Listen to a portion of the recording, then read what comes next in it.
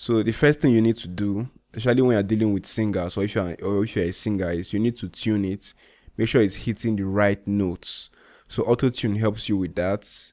I do not, although an artist might want it to be extreme, maybe for a particular effect, but if it's an artist that likes his voice or her voice to sound natural, you make the Autotune like not so obvious, just enough to make it sound good without us hearing the main Autotune effect itself.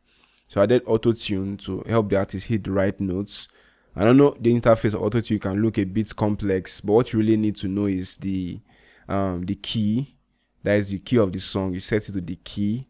After you get the key, you set the scale. If it's major scale, you get the major scale. Then another thing again that you need to look out for is the retune speed. So the more you increase it, the more the Autotune effects.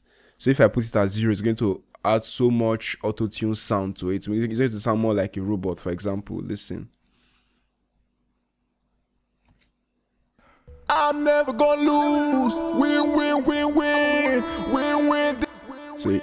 So you can hear that effect. So maybe for this particular song, that effect would be nice. You understand? So but I don't need it to be that much. So the less the effects, the less the sound of the Autotune effect itself. So just make it in moderation. You don't need to make it too much. Maybe most times 9 to 11 is okay. But if what your kind of song needs so much Autotune, maybe you are doing like trap, for example, I need that Autotune effect, you can increase all the way maybe to 5.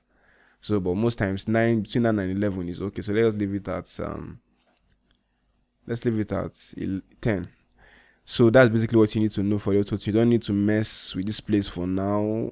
All these parts are not necessary particularly for you, especially if you're just getting used to the interface.